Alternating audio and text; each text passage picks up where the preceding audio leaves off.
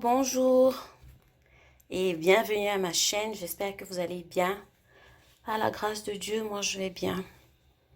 Bon, dernièrement, il y a quelqu'un qui m'a demandé où est-ce qu'elle peut acheter l'eau de rose parce que c'est vraiment rare. Elle n'arrive pas à trouver l'eau de rose. Et puis je me suis dit pourquoi ne pas faire une vidéo parce que vous-même pouvez faire votre eau de rose. Vous n'avez pas besoin de chercher l'eau de rose dans tous les magasins. Et voilà quoi. Donc aujourd'hui nous allons faire notre propre eau de rose. Ok? L'eau de rose aide à maintenir l'équilibre du pH de la peau et contrôle également l'excès de sébum. Il a aussi des propriétés anti-inflammatoires qui peuvent aider à réduire les rougeurs de la peau qui est déjà irritée. Il aide également à se débarrasser de l'acné, surtout quand l'acné n'est pas sévère, hein, de la dermatite, de l'eczéma, et c'est également un excellent nettoyant parce que il aide à éliminer l'huile et la saleté qui a accumulé dans les pores obstrués. L'eau de rose aide à hydrater, revitaliser la peau en lui donnant un look super rafraîchi. Bon, il y a encore quoi? Voilà, c'est aussi un antibactérien parce qu'il aide à guérir les cicatrices, les coupures de plaies. Ça a également des propriétés antioxydants et, et renforce les cellules de la peau et quoi encore? Les régénère. Voilà, régénère les tissus cutanés. Bon, à la fin, je dirais aussi que l'eau de rose a des propriétés euh, astringentes, c'est-à-dire qu'elle aide à nettoyer les pores, les tonifier.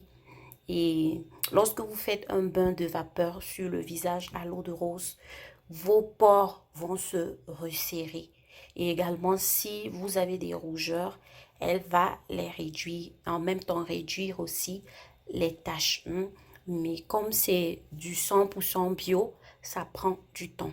Donc pour ça, vous aurez besoin tout simplement de deux ingrédients. Des pétales de rose.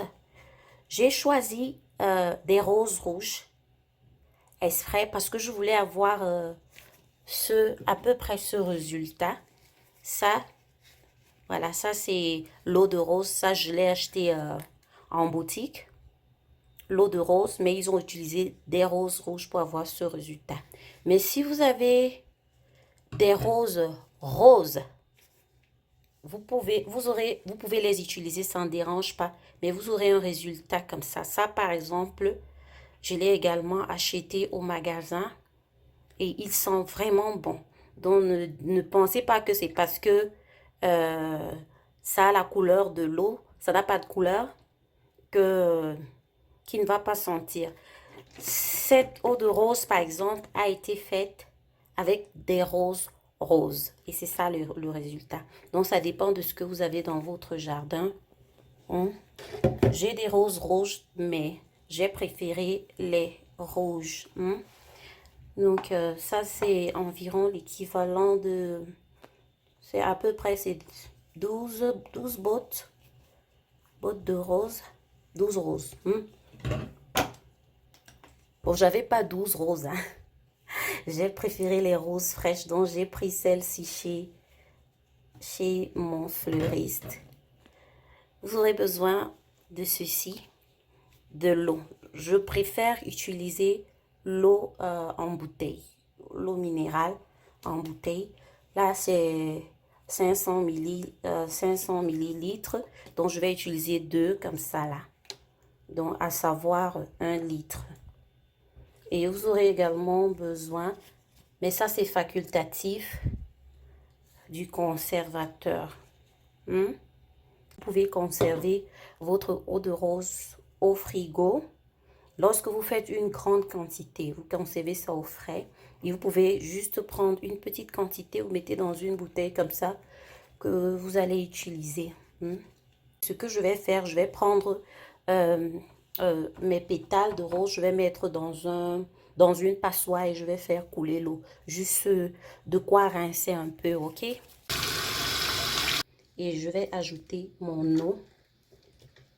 Vous savez pourquoi je préfère utiliser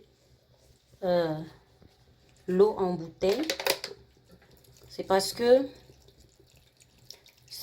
souvent, bon, ça peut arriver, hein, surtout celles qui vivent au pays, ça peut arriver que votre eau, l'eau du robinet vienne marron. Vous n'allez pas l'utiliser. Parfois, ça arrive, hein, que l'eau sort du robinet marron et tout. Donc, je préfère que vous achetiez l'eau en bouteille. Parce que c'est quelque chose qui va aller sur votre peau, sur votre visage. Vous pouvez l'utiliser en lotion. Ok? Donc, il ne faut pas prendre le risque, même si ça va bouillir. Hein, vous allez faire bouillir l'eau marron avec les roses et quand ça va refroidir, vous aurez le courage de le mettre sur votre visage, je ne pense pas. Ok? Maintenant, je vais porter cette eau à ébullition et je vais mettre au feu doux et ça va bouillir pendant 25 à 30 minutes au feu doux. Et ce sera couvert. D'accord?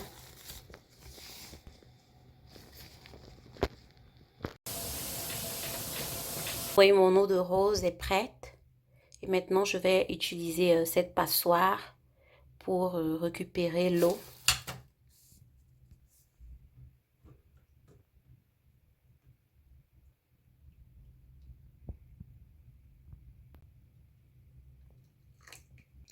Maintenant, si vous voulez commercialiser votre eau de rose, vous allez devoir obligatoirement mettre votre conservateur.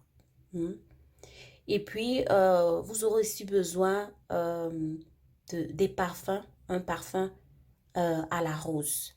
Vous voyez, on vend souvent des parfums cosmétiques, des parfums qu'on introduit dans le lait pour que le lait sente bon, ou alors dans un gommage ou un savon. Et ça va accentuer l'odeur de votre eau de rose. Elle sera un peu plus forte, plus agréable. Déjà là, ça sent bon. Mais si vous voulez une eau de rose qui est vraiment parfumée à l'eau de rose, vous pouvez ajouter cette touche. Ok? Juste 2 ml de votre conservateur. Et là, vous êtes libre de le poser là où vous voulez, loin du soleil. Voilà, j'espère que la vidéo vous aura plu et bien de choses à vous. Bisous, que Dieu vous bénisse. Bye bye.